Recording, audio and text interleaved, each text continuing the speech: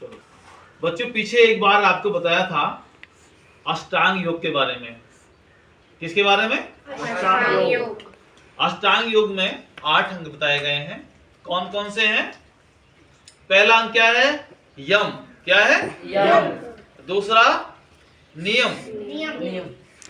जोर से बोलो। नियम। तीसरा आसन। आसन। चौथा प्राणायाम। प्राणायाम। पांचवा प्रत्याहार। प्रत्याहार। और उसके बाद में छठा धारणा। धारणा। और सातवां ध्यान। ध्यान। और आठवां समाधि। समाधि।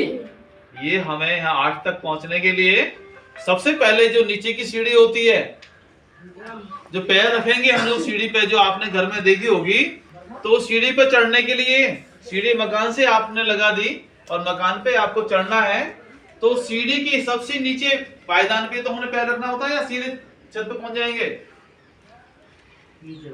बोलो। सबसे पहली सीढ़ी पे पैर रखेंगे ना, या सीधे पहुंच जाएंगे? इतना तो आपको ज्ञान है कि नहीं है अभी? बोलो जोर से। है। तो आपको सबसे पहले नीची वाली सीढ़ी पे पैर रखना होगा।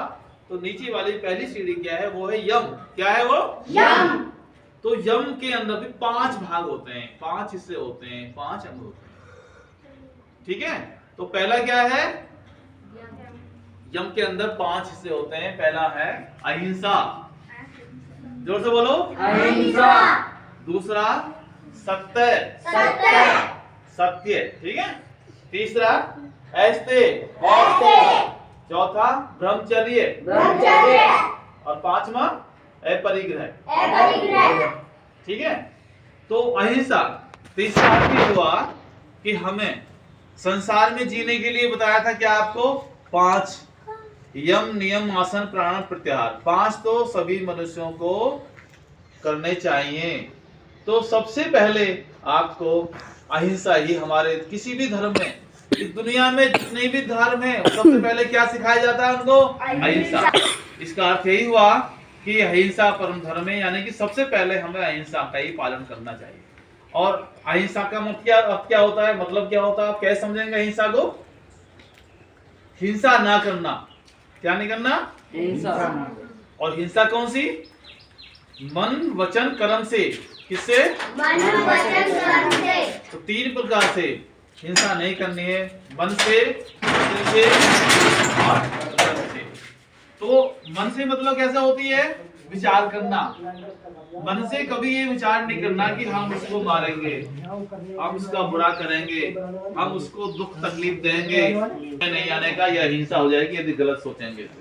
तो हमें सोचना चाहिए सबके कल्याण की भावना, कभी किसी को मारने पीटना, गाली गलौज या उल्टा सीधा मन में भी नहीं सोचना है। दूसरा है मनसा वाचक कर्म से। मन से, वचन से यानी वाणी, मुख से भी कभी किसी को बुरा मत बोलो। आप किसी को ऐसे शब्द बोलते हैं जो उसको दुख पहुंचे, वो भी हिंसा होती है। मतलब बोलो, जोर से बोलो। मैंने क्या बताया? वचन से किसी को बुरा नहीं बोलना है। अपनी वाणी से, अपने वचनों से यदि किसी को बुरा बोलते हैं, गलत बोलते हैं, और आपकी भाषा से, आपकी वाणी से वो आघात होता है और उसको बुरा लगता है और वो अपने को हीन समझता है, बुरा समझता है कि मुझे इसने प्रताड़ना की है, तो वो वाणी भी हिंसा पैदा करने वाली है। हमने ऐसी वाणी भी नहीं बोलनी। जोर से बोलो। नहीं बोलनी। तो आपको कैसे शब्द बोलने हैं, कैसी वाणी बोलनी? प्रिय, मीठी वाणी आपने इस्तेमाल करनी है। तीसरा क्या है? व्यवहार, कर्म। ठीक है? जैसे आप लोग किसी को भी हम एक जा रहे हैं रास्ते में, तो व्यवहार कैसे करना चाहिए उसके साथ में? हम क्या करते हैं, कभी कभी हम ऐसे ही बिना मतलब की चाटा मार दिया, कभी किसी को डंडा मार दिया, हाथ डंडा हुआ, या कभी हमने पैर से ही ऐसे किसी को मार दिया, या पृथ्वी को भी हम लोग पैर से मारते हैं, किसी पेड़ को बिना मतलब के मार रहे हैं, या किसी व्यक्ति को ऐसे ही हमने पकड़ लिया, आपस में मिल रहे, उसके मतलब कुछ और उल्टा सीधा घुसा मार दिया बिना मतलब के, अब वो आहत होता है, वो दुखी होता है, वो परेशान होता है। आपने कहीं रास्ते में जा रहे हैं, घर परिवार में आपने देखा